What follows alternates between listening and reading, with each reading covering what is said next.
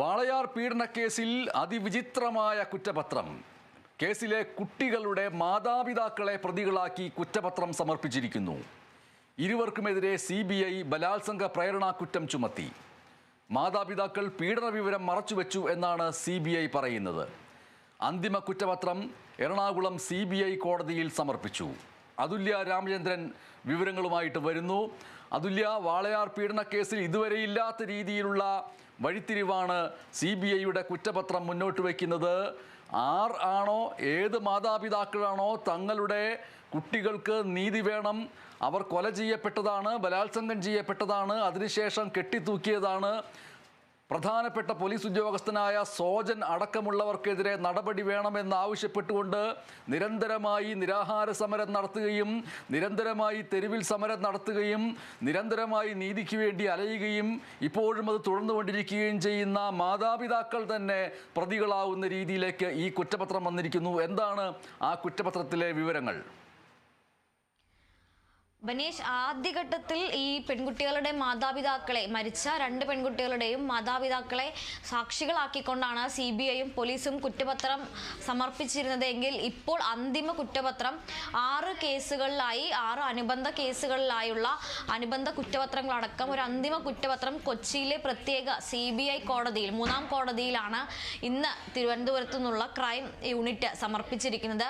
ആ സമർപ്പിച്ച കുറ്റപത്രത്തിലാണ് പോക്സോ, അതുപോലെ തന്നെ ഭാരതീയ ന്യായ സംഹിത വകുപ്പുകളടക്കം ചുമത്തിക്കൊണ്ട് ഈ മാതാപിതാക്കളെ കൂടി പ്രതി ചേർത്തിരിക്കുന്നത്. നേരത്തെ പ്രദേശവാസികളും അതുപോലെ തന്നെ അവിടെ നിന്ന് ഐഡന്റിഫൈ ചെയ്ത ആളുകളെയും ഉൾപ്പെടുത്തിക്കൊണ്ടായിരുന്നു പ്രതികളെ അവിടെ കുറ്റപത്രത്തിൽ ഉൾപ്പെടുത്തിയിരുന്നത്. അന്ന് ഈ അച്ഛനെയും അമ്മയെയും, മരിച്ച 2 സഹോദരിമാരുടെയും അച്ഛനെയും അമ്മയെയും സാക്ഷികളാക്കിക്കൊണ്ടാണ് പോലീസ് ആദ്യഘട്ടത്തിൽ കുറ്റപത്രം സമർപ്പിച്ചത്. പിന്നീട് തുടരന്വേഷണത്തിനെത്തിയ CBIയും അത്തരത്തിൽ തന്നെ കുറ്റപത്രം സമർപ്പിക്കുകയായിരുന്നു.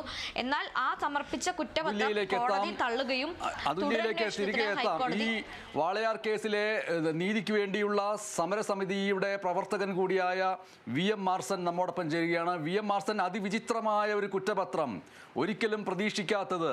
വാളയാർ പീഡനക്കേസിൽ ഇതുവരെയുള്ള അതിൻ്റെ നിയമ പോരാട്ടത്തിൻ്റെ ചരിത്രത്തിൽ ആരും, സാധാരണ ജനം പ്രതീക്ഷിക്കാത്ത ഒന്ന് CBIയുടെ കുറ്റപത്രം വന്നിരിക്കുന്നു. അതിൽ മാതാപിതാക്കളെ തന്നെ ബലാത്സംഗ പ്രേരണ കുറ്റത്തിന് ആരോപണ വിധേയരാക്കുന്ന രീതിയിലുള്ള കുറ്റപത്രം വന്നിരിക്കുന്നു. എങ്ങനെയാണ് സമരസമിതി ഇതിനെ കാണുന്നത്? രണ്ട് കാര്യങ്ങളാണ് നമുക്ക് പറയാനുള്ളത്. ഒന്ന്, ഇതൊരു വൻ ഗൂഢാലോചനയാണ്. ബലാത്സംഗ പ്രേരണ കുറ്റം എന്ന് പറഞ്ഞാൽ എന്താണ് പച്ചക്കതിന്റെ അർത്ഥം? ഇത് ഗൂഢാലോചനയാണ്, കൃത്യമായ ഗൂഢാലോചന. അത് പറയാനുള്ള പ്രധാനപ്പെട്ട കാരണം ഞാൻ മനസ്സിലാക്കുന്നത്, ഈ പറയുന്ന ഈ മൂത്ത കുട്ടിയെ പീഡിപ്പിക്കപ്പെട്ട സമയത്ത്, അതിനെ ഉപദ്രവിക്കുന്ന സമയത്ത് ഇത് അറിഞ്ഞിട്ട് ഈ കുടുംബം പോലീസിൽ പരാതിപ്പെട്ടില്ല എന്നാണ്.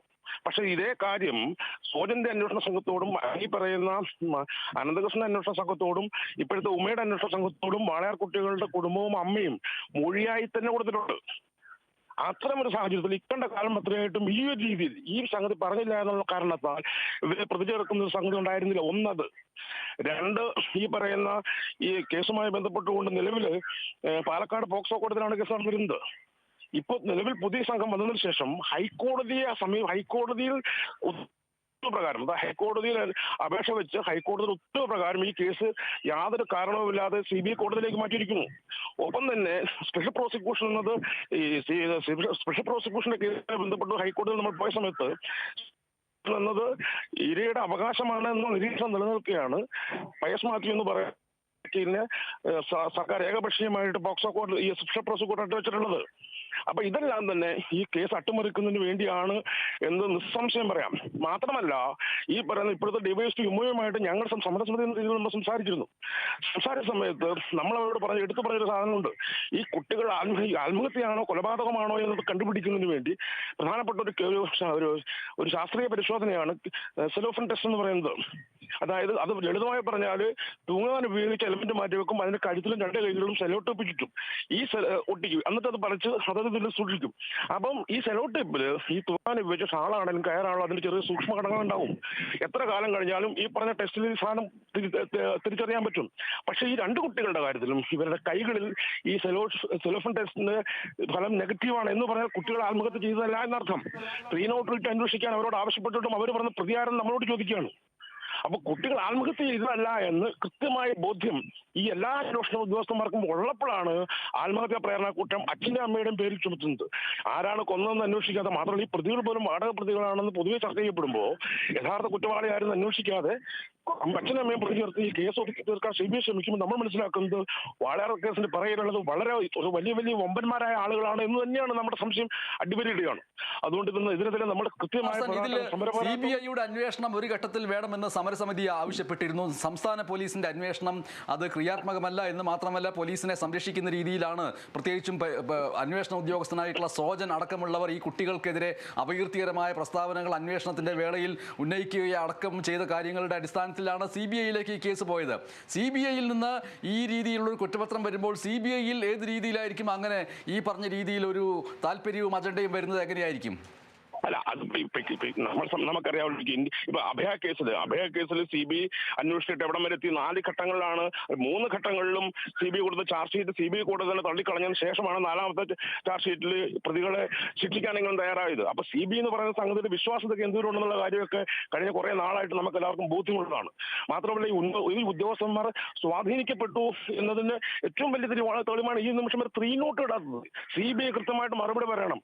അതായത് എന്തുകൊണ്ട് കൊലപാതക കുറ്റം ആ കേസിൽ FIR ഇടുന്നില്ല? അത് ഇട്ടാലല്ലേ കൊലപാതകളെ കണ്ടുപിടിക്കാൻ പറ്റുള്ളൂ.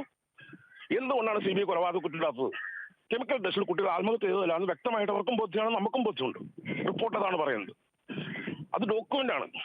എന്നിട്ട് എന്തുകൊണ്ട് CBI തിരിഞ്ഞോട്ട് ഇടുന്നില്ല? തീർച്ചയായിട്ടും ഇത് അട്ടിമറിയാണ്. ഇതിന്റെ മുന്നിൽ വമ്പൻ സ്രാവുകളുണ്ട്. അവരെ രക്ഷിക്കാൻ വേണ്ടി CBI അടക്കം ഇപ്പൊ നമുക്കറിയാലോ, 1 സംഘം അന്വേഷണം. ഇതിലെ പ്രധാനപ്പെട്ട കുറ്റപത്രത്തിലെ പ്രധാനപ്പെട്ട ഒരു ആരോപണം എന്ന് പറയുന്നത് മാതാപിതാക്കൾ പീഡന വിവരം മറച്ചുവെച്ചു എന്നാണ് CBI പറയുന്നത്. അന്നത്തെ ആ കാലഘട്ടത്തിലെ സംഭവവികാസങ്ങൾ താങ്കൾക്ക് കൃത്യമായിട്ട് ഓർമ്മയുണ്ട്. അത് പീഡന വിവരം മറച്ചുവെച്ചു എന്നാണോ അതിനെ പറയാൻ കഴിയുക? അത് സ്വാഭാവികമായിട്ടും ഇത്തരമൊരു സംഭവം ഉണ്ടാകുമ്പോൾ എന്ത് ചെയ്യണമെന്ന് അറിയാൻ കഴിയാത്ത രീതിയിലുള്ള ഒരു ആശങ്ക വന്ന് അവർ അങ്ങനെ അത് പുറത്ത് പറയാതെ നിന്നതാണോ? എന്താണ് സംഭവിച്ചത്? മാതാപിതാക്കൾ പീഡന വിവരം മറച്ചു വെച്ചു എന്ന് പറയുമ്പോൾ എന്താണ് അതിൽ നിന്ന് മനസ്സിലാക്കേണ്ടത്? ഈ സംഭവം ഇങ്ങനൊരു സംഗതി ഉണ്ടായെന്ന് അറിഞ്ഞ നിമിഷം തന്നെ വൈകിട്ട് ജോലി കഴിഞ്ഞ് വന്ന സമയത്ത് കുട്ടികളുടെ അമ്മ ഈ 1-ാം പ്രതി വലിയമുത്തോന്റെ വീട്ടിൽ ചെന്ന് ഒരമ്മയുടെ ക്ഷോഭ പ്രകടനത്തിനനുസരിച്ച് എല്ലാ രീതിയിലും മർദ്ദിക്കുകയും ചിത്ത വിളിക്കുകയൊക്കെ ചെയ്തു. അതിനുശേഷം കേസിന് പോകുമെന്ന് പറഞ്ഞ ഘട്ടത്തിൽ ഇയാളുടെ 2 സഹോദരിമാര് അവരുടെ ഭാവിയെ കരുതി പോകല്ലേ എന്ന് പറഞ്ഞ് പ്രതിയുടെ അമ്മ ഈ കുട്ടികളുടെ അമ്മയുടെ കാലിൽ വീണ് കെട്ടിപ്പിടിച്ച് കരഞ്ഞതിന്റെ അടിസ്ഥാനത്തിൽ മാത്രമാണ് മേലിൽ ആവർത്തിക്കരുതെന്ന് താക്കീത് കൊടുത്തുകൊണ്ട് ഇവരത് ഒഴിവാകുന്നത്. ഈ സംഭവം അങ്ങനെ ഒഴിവായെന്ന് മാത്രമല്ല, ഈ സംഭവം സോജന്റെ അടുത്തും അനന്തകൃഷ്ണന്റെ അടുത്തും ഉമ്മയുടെ അടുത്തും പറഞ്ഞിരുന്നു. ഇത് ഉമ്മ ഇപ്പോഴത്തെ അന്വേഷണ സംഘം പുതുതായിട്ട് ഗവേഷണം നടത്തി കണ്ടെത്തിയ സംഭവം അല്ലത്. 1-ാം സംഘത്തിന്റെ അടുത്തും 2-ാം സംഘത്തിന്റെ അടുത്തും വിവരം പറഞ്ഞിരുന്നതാണ്. എന്തുകൊണ്ടാണ് അവർ ഈ രീതിയിലേക്ക് നീക്കം നടത്തായിരുന്നത്? അപ്പോൾ സ്വാഭാവികമായിട്ടും ഇപ്പൊ സമരസമിതി വളരെ ശക്തമായിട്ട് കോടതി മുഖാന്തരം CBIക്കെതിരായിട്ടാണെങ്കിലും സ്പെഷ്യൽ പ്രോസിക്യൂഷന് വേണ്ടിയാണെങ്കിലും ഇപ്പൊ സോജൻ IPS ബന്ധപ്പെട്ട് നമ്മൾ സുപ്രീം കോടതിയിൽ വരെ എത്തി നിൽക്കുകയാണ് ഈ കേസ്. അപ്പൊ ശക്തമായി മുമ്പോട്ട് പോകുമ്പോൾ എത്രയും പെട്ടെന്ന് ഇതിന് ഈ സമൂഹത്തിന്റെ മനസ്സാക്ഷി അല്ലെങ്കിൽ സമൂഹത്തിന്റെ പിന്തുണ നഷ്ടപ്പെടുന്ന വിധത്തിൽ ഒരു സംഗതി ഉയർത്തിക്കൊണ്ട് വന്നില്ലെങ്കിൽ യഥാർത്ഥ പ്രതികൾ അകത്തു പോകുന്ന ഒരു അവസ്ഥയിലേക്ക് കാര്യങ്ങൾ മാറും എന്നൊരു തിരിച്ചറിവ് വന്നോടത്തുനിന്നാണ് ഇവര് ഈ പറയുന്ന ഈ രീതിയിൽ സാധനം കൊടുത്തിട്ടുള്ളത്. ഞാൻ ഒന്ന് ചോദിക്കട്ടെ, ഇപ്പൊ പെരിയ കേസിൽ ഈ പറഞ്ഞ ഈ പ്രതികളെ അവിടെ നിന്ന് ഇറക്കിക്കൊണ്ടുവന്ന പാർട്ടി ആളുകളെ ഉൾപ്പെട്ട കേസിൽ സിറ്റി പ്രതിയാക്കിയോ? എന്തുകൊണ്ടാണ് വാളയാർ കേസിൽ മൂത്ത കുട്ടി കൊല്ലപ്പെട്ടതെന്ന് പോലീസ് കസ്റ്റഡിയിൽ വലിയ മധുവിനെ ഇറക്കിക്കൊണ്ടുവന്ന അന്ന് അവിടുത്തെ SC പ്രൊമോട്ടർ ലോക്കൽ കമ്മിറ്റി മെമ്പറുമായിരുന്ന ബാബു, മറ്റു ലോക്കൽ കമ്മിറ്റി മെമ്പറുമായിരുന്ന ശിവരാമൻ, പിന്നെ അവിടുത്തെ ഒരു പഞ്ചായത്ത് മെമ്പറുടെ ഭർത്താവ് സുമേഷ്, ഈ 3 പേരെ എന്തുകൊണ്ടാണ് പ്രതിയാക്കാതെ സാക്ഷിയാക്കിപ്പെടുന്ന തരത്തിലുള്ളത്? ആരുടെ നിർദ്ദേശപ്രകാരമാണ് ഇയാൾ ഇറക്കിക്കൊണ്ടത്? എന്തുകൊണ്ടാണ് CBI അവരോട് ചോദിക്കാഞ്ഞത്? അപ്പൊ ഇത് ചെറിയ കളിയൊന്നുമല്ല വാളയാർ കേസ്. ചെറിയ കളിയല്ല എന്ന് പറയുമ്പോൾ നേരത്തെ ഈ കേസിൽ കുട്ടികൾക്കെതിരെ അന്വേഷണ വേളയിൽ അപകീർത്തികരമായ കാര്യങ്ങളൊക്കെ സൂചിപ്പിക്കുകയും പറയുകയും ചെയ്ത സോജൻ അടക്കമുള്ള ഉയർന്ന പോലീസ് ഉദ്യോഗസ്ഥർക്കെതിരായിട്ടുള്ള കേസ് നടത്താൻ പോലും കഴിയാത്ത രീതിയിലുള്ള അതിദാരിദ്ര്യാവസ്ഥയിലാണ് ഈ കുട്ടികളുടെ അമ്മ എന്ന് പറയുന്നത്. ആ അമ്മ സുപ്രീം കോടതിയിൽ കേസ് നടത്തുന്നതിന് വേണ്ടി സാധാരണക്കാരായ നീതിയെ സ്നേഹിക്കുന്ന വ്യക്തികളുടെ കയ്യിൽ നിന്ന് തങ്ങളാൽ കഴിയുന്ന രീതിയിലുള്ള സഹായത്തിന് അഭ്യർത്ഥിക്കുന്ന രീതിയിലേക്ക് കാര്യങ്ങൾ പോകുന്ന ഒരു ഘട്ടത്തിലാണ് ഇപ്പോൾ അതിലും ഉപരിയായിട്ട് അവരെ തന്നെ പ്രതികളാക്കുന്ന രീതിയിലേക്ക് വരുന്നത്. അപ്പോൾ സമരസമിതിയെ സംബന്ധിച്ചിട്ട് ഇനി എന്താണ് ചെയ്യാൻ കഴിയുക? അല്ല, തീർച്ചയായിട്ടും നമ്മൾ ഇതിനെ കോടതിയിൽ ചോദ്യം ചെയ്യും, ഒരു സംശയം വേണ്ട. അതിൽ നമുക്ക് കോടതിയിൽ നമ്മൾ ഇതിനെ നമ്മൾ ചോദ്യം ചെയ്യും. മനുഷ്യ സ്നേഹികളെ അണിനിർത്തിക്കൊണ്ട്, വാളയാർ മക്കളെ സ്നേഹിക്കുന്ന മുഴുവൻ കേരളീയരെയും ജനങ്ങളെയും അണിനിർത്തിക്കൊണ്ട് ശക്തമായ സമര പോരാട്ടങ്ങളിലേക്ക് നമ്മൾ പോകും, ഒരു സംശയമില്ല. വളരെ നന്ദി ശ്രീ വി എം മാർസൺ സഹകരിച്ചതിന്. അതുല്യ രാമേന്ദ്രൻ നമ്മോടൊപ്പം തുടരുന്നു. ഒപ്പം തന്നെ ഈ വാർത്തയിൽ ഫാദർ അഗസ്റ്റിൻ വട്ടോളി, ഒപ്പം തന്നെ വാളയാർ മക്കളുടെ അമ്മ എന്നിവരെ നമ്മൾ പ്രതീക്ഷിക്കുന്നുണ്ട്. അതുല്യയിലേക്ക് പോകുന്നു. അതുല്യ, ഈ കുറ്റപത്രത്തിനെതിരെ കോടതിയെ സമീപിക്കും, ഉന്നത കോടതിയെ സമീപിക്കുക തന്നെ ചെയ്യുമെന്നാണ് സമരസമിതിയുടെ നേതാവ് കൂടിയായ വി എം മാർസൺ ഇപ്പോൾ സംസാരിച്ചിട്ടുള്ളത്. ഈ കുറ്റപത്രത്തിന്റെ വിശദാംശങ്ങൾ എന്തൊക്കെയാണ് അതുല്യ രാമേന്ദ്രൻ? ബനേഷ്, നിലവിൽ അദ്ദേഹം സൂചിപ്പിച്ചതുപോലെ തന്നെ ഈ പ്രതികളിൽ ഒന്നാം പ്രതിയും നാലാം പ്രതിയും ഈ മരിച്ച സഹോദരിമാരുടെ അമ്മയുടെ വളരെ അടുത്ത ബന്ധുക്കളാണ്. അതുപോലെ തന്നെ രണ്ടാം പ്രതിയായ പ്രദീപ് എന്ന് പറയുന്നത് ഈ കുട്ടികളുടെ അച്ഛനമ്മമാർക്കൊപ്പം ജോലി ചെയ്തിരുന്ന ആളാണ്. ഇയാൾ സ്ഥിരമായി ഈ കുട്ടികളുടെ വീട്ടിൽ ചെല്ലാറുണ്ടായിരുന്നു. മാതാപിതാക്കൾ ഇല്ലാത്ത സമയത്തും വീട്ടിലേക്ക് ചെല്ലാറുണ്ടായിരുന്നു എന്നുള്ള അത്ര രീതിയിലുള്ളൊരു പരിചയം ഈ നാലാം പ്രതിയായ പ്രദീപിനും രണ്ടാം പ്രതിയായ പ്രദീപിനും അവിടെ ഉണ്ടായിരുന്നു. ഇത്തരത്തിൽ ഈ മാതാപിതാക്കളോട് വലിയ രീതിയിൽ അടുത്തു നിൽക്കുന്ന, അവരുടെ സാമൂഹിക വൃത്തത്തിൽ വളരെയധികം അടുത്തു നിൽക്കുന്ന പ്രതികളായതുകൊണ്ട് തന്നെ മാതാപിതാക്കൾ ഈ പീഡന വിവരം മറച്ചുവെച്ചു എന്നും, അത്തരത്തിൽ ഒരു മറച്ചുവെക്കൽ ഇല്ലായിരുന്നുവെങ്കിൽ, ഈ പീഡന വിവരം മറച്ചുവെക്കാതെ നേരത്തെ തന്നെ എന്തെങ്കിലും നടപടി കൈക്കൊണ്ടിരുന്നുവെങ്കിൽ ഇളയ സഹോദരിയുടെ മരണം ഒഴിവാക്കാൻ കഴിയുമായിരുന്നു എന്നുമാണ് പറയുന്നത്. 2017 ജനുവരിയിലാണ് മൂത്ത കുട്ടിയെ, 13 വയസ്സുകാരിയായ മൂത്ത കുട്ടിയെ ഇത്തരത്തിൽ തൂങ്ങി മരിച്ച നിലയിൽ കണ്ടെത്തുന്നത്. പിന്നീട് 3 മാസങ്ങൾക്ക് ശേഷം മാർച്ചിലാണ് ഇളയ സഹോദരിയെ സമാനമായ നിലയിൽ കണ്ടെത്തുന്നത്.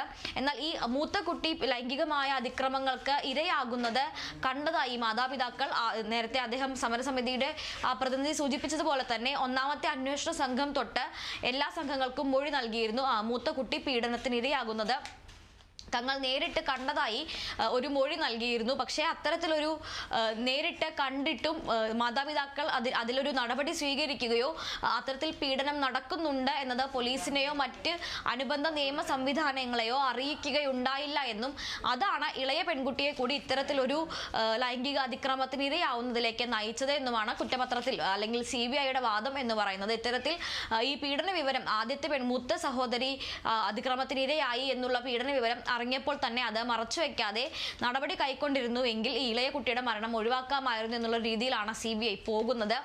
എന്തായാലും ഇപ്പോൾ ഈ ആദ്യ ഘട്ടത്തിൽ ഒന്നാമത്തെ അന്വേഷണ സംഘം കുറ്റപത്രം സമർപ്പിക്കുമ്പോൾ അതിൽ സാക്ഷികളായാണ് മാതാപിതാക്കളെ അടയാളപ്പെടുത്തിയിരുന്നത്. എന്നാൽ അതിൽ നിന്ന് ഇപ്പോൾ വനീഷ് സൂചിപ്പിച്ചതുപോലെ തന്നെ വലിയ രീതിയിൽ കേസ് നടത്തുന്നതിനുള്ള സുപ്രീം കോടതി അല്ലെങ്കിൽ ഇപ്പോൾ ഹൈക്കോടതി ആദ്യത്തെ കുറ്റപത്രം തള്ളിയതിനു ശേഷം CBIയോട് കൂടുതൽ വിശദമായ അന്വേഷണം നടത്തി അന്തിമ കുറ്റപത്രം സമർപ്പിക്കാൻ ആവശ്യപ്പെടുകയായിരുന്നു. ആ ഒരു സന്ദർഭത്തിൽ ഹൈക്കോടതിക്ക് മുകളിൽ പോകാൻ മറ്റൊരു മേൽക്കോടതിയെ സമീപിക്കാൻ സ്വാഭാവികമായും സുപ്രീം കോടതിയാണ്. സുപ്രീം കോടതിയെ സമീപിക്കുന്നതിനുള്ള സാമ്പത്തിക ബുദ്ധിമുട്ടുകൾ ഉള്ളതുകൊണ്ട് തന്നെ മറ്റ് രീതികളിൽ അതിനുള്ള പണം കണ്ടെത്തിക്കൊണ്ട് സുപ്രീം കോടതിയെ സമീപിക്കാനുള്ള ഒരു നടപടിയിലേക്ക് കടക്കാനിരിക്കെയാണ് ഇപ്പോൾ CBIയുടെ ഈ ഒരു കുറ്റപത്രം സമർപ്പിക്കൽ ഉണ്ടായിരിക്കുന്നത്. കൊച്ചിയിലെ പ്രത്യേക CBI 3ാം കോടതിയിലാണ് കുറ്റപത്രം സമർപ്പിച്ചിരിക്കുന്നത്.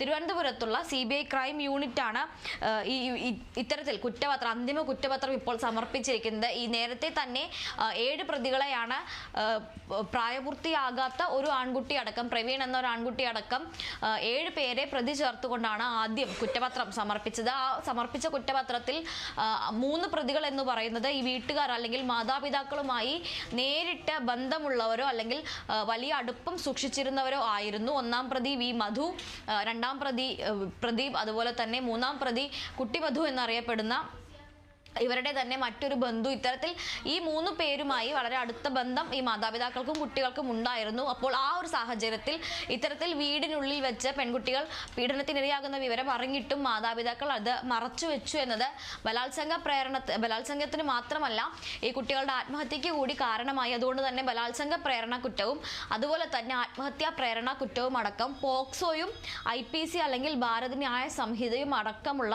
വകുപ്പുകൾ ചുമത്തിയാണ് ഇപ്പോൾ CBI മാതാപിതാക്കൾക്കെതിരെ കുറ്റപത്രം സമർപ്പിച്ചിരിക്കുന്നത്. അവർക്കെതിരെ വിവിധ വകുപ്പുകൾ ചുമത്തിയിട്ടുണ്ട്. പോക്സോയും അതുപോലെ തന്നെ IPC വകുപ്പുകളും ചുമത്തിക്കൊണ്ടാണ് ഇപ്പോൾ കുറ്റപത്രം കൊച്ചിയിലെ കോടതിയിൽ സമർപ്പിച്ചിട്ടുള്ളത്. എന്തായാലും വലിയ ആക്ഷേപങ്ങൾ ഈ മാതാപിതാക്കൾക്കെതിരെ ഈ ഒരു കുറ്റപത്രം സമർപ്പിച്ചതിൽ ഉയർന്നു വരുന്നുണ്ട്. വളരെ വിചിത്രമായൊരു നടപടി എന്നാണ് CBIയുടെ ഈ നടപടിയെ സാമൂഹിക നിരീക്ഷകരടക്കം വിശേഷിപ്പിക്കുന്നത്. ആദ്യമായായിരിക്കും ഒരു പക്ഷേ മക്കളുടെ പീഡന പരാതിയിൽ അച്ഛനമ്മമാരെ തന്നെ പ്രതികളാക്കിക്കൊണ്ട് CBI ഒരു കുറ്റപത്രം സമർപ്പിക്കുന്നത്. അതും വലിയ രീതിയിൽ ഏതാണ്ട് 7 വർഷങ്ങൾക്ക് മുൻപ് നടന്ന ഒരു കേസാണ്. 2 സഹോദരിമാരെ മാസങ്ങളുടെ വ്യത്യാസത്തിൽ തൂങ്ങി മരിച്ച നിലയിൽ കണ്ടെത്തുകയായിരുന്നു. എന്നാൽ പിന്നീട് നടത്തിയ പോസ്റ്റ്മോർട്ടത്തിൽ ശരീരത്തിൽ മുറിവുകളും അതുപോലെ തന്നെ പരിക്കുകളും കണ്ടെത്തുകയായിരുന്നു. ഇവയൊന്നും തന്നെ കൺക്ലൂസീവ് എവിഡൻസ് ആയി കണക്കാക്കാൻ പറ്റുന്ന രീതിയിലുള്ള മുറിവുകളോ മറ്റോ ആയിരുന്നില്ല എങ്കിൽ പോലും ലൈംഗിക അതിക്രമത്തിനുള്ള സാധ്യത തള്ളിക്കളയാനാകില്ല എന്ന്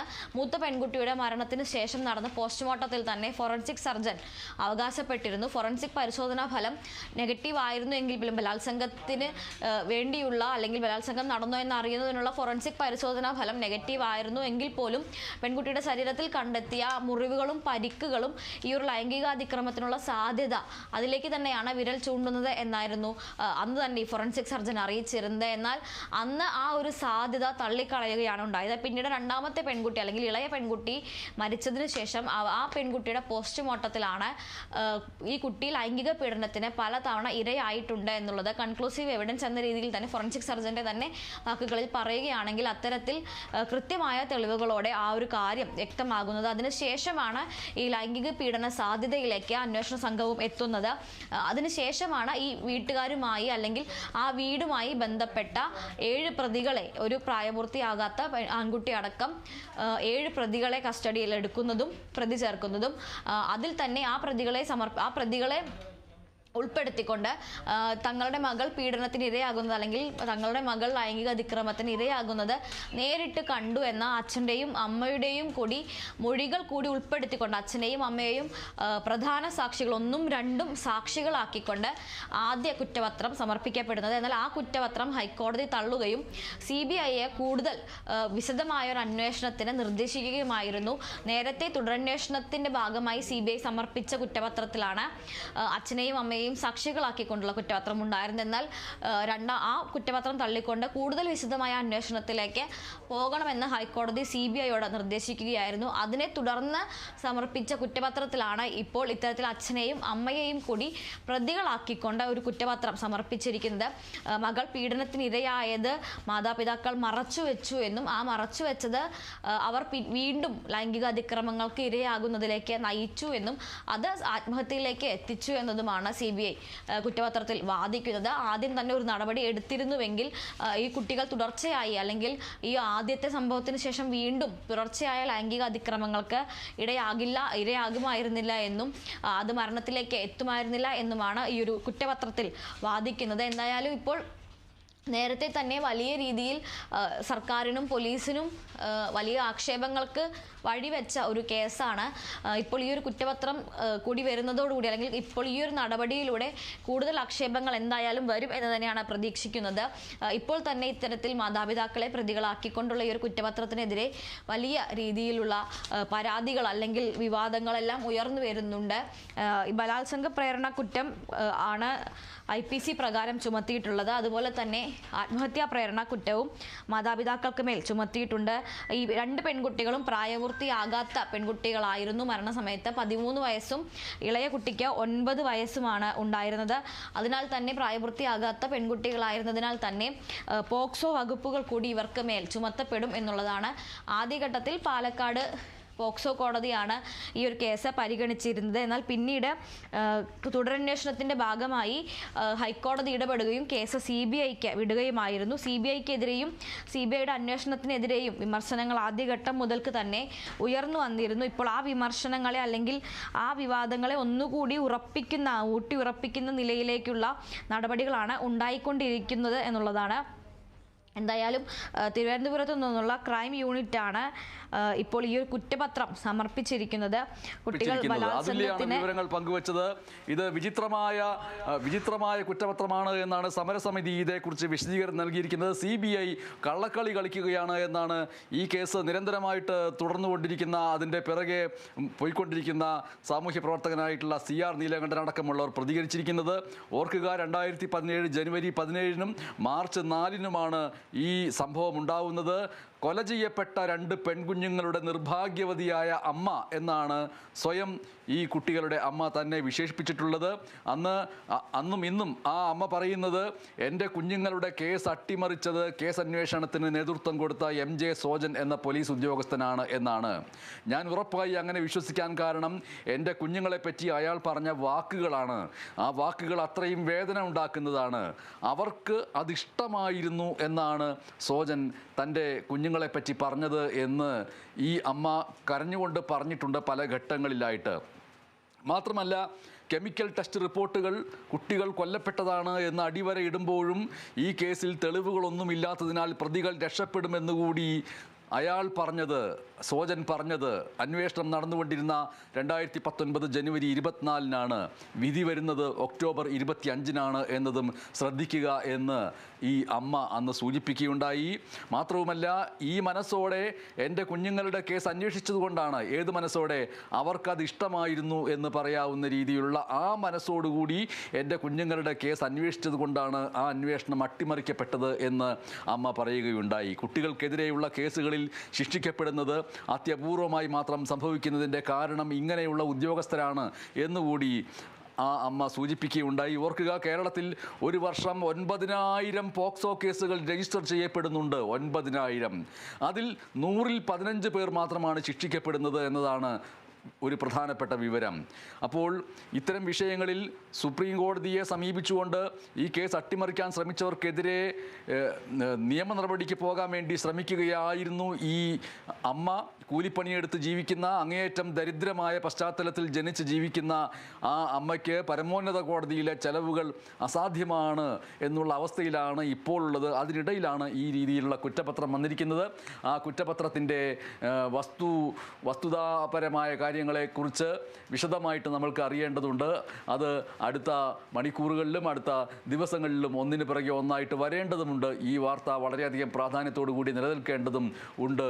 ആത്യന്തികമായി നീതി കിട്ടുന്നതുവരെ. അതുല്യ രാമേന്ദ്രനാണ് വിവരങ്ങൾ പങ്കുവച്ചത്. പ്രതികരിച്ചത് വാളയാർ സമരസമിതിയുടെ നേതാവ് കൂടിയായ VM മാർസൻ, സാമൂഹ്യ പ്രവർത്തകൻ ആണ്.